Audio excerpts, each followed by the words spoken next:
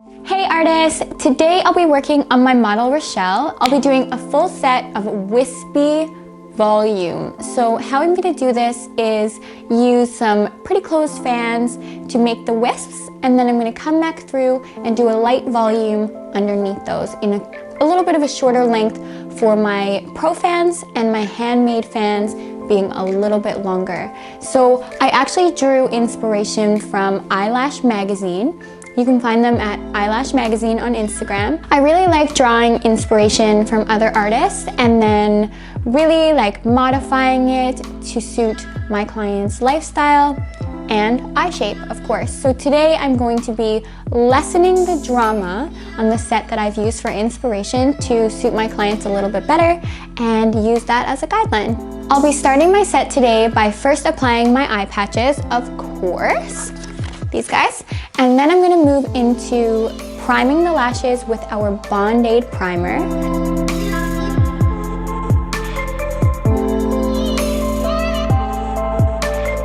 From there, I'm going to work first by doing my spikes. So I find the trick when working with spikes is we never want to just do one eye and then move to the other eye. We really want to work and put those spikes in first and then go back and forth. So wherever I put my first spike on my right eye, I will put it in the same place, same spike on the left eye.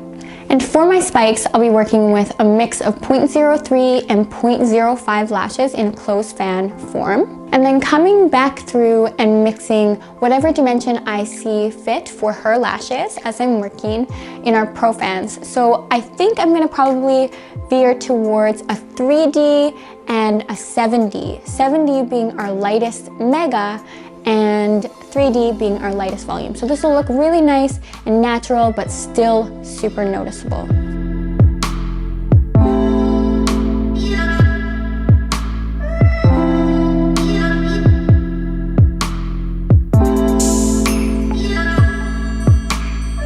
I'll also be working with our bondage glue today, so I just want to make sure before I begin that I shake that up really well. So I'll use our glue braider for 5 seconds and then go ahead with my service.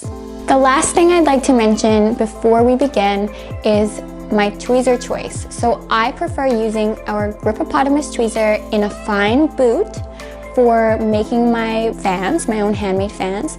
And when I work with my pro fans, I actually prefer using our gold member volume tweezer. So for picking up the pro fans, I find these are my preference, so whatever your preference is, that's awesome. But those are the tweezers that I will be working with today, as well as our gold member isolation curve tweezer.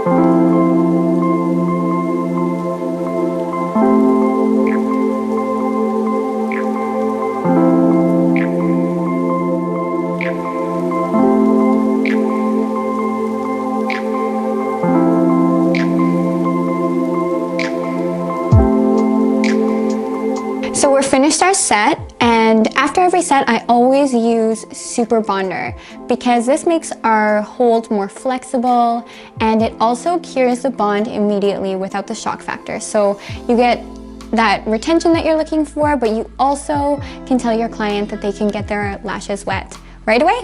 So when it comes to mapping, as you've seen in our inspiration picture, we had quite aggressive spikes in that photo, but Richelle really likes them to be a lot more natural, but still very wispy and textured. So we really brought the lengths down for those.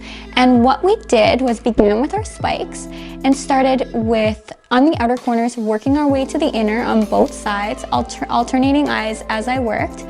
And I started on the ends with 10 millimeter and then 11 into 12s from about here to the center of her eye for my spikes, and then back down to 11, 10, 9, and then just about 1/8 in here for a spike.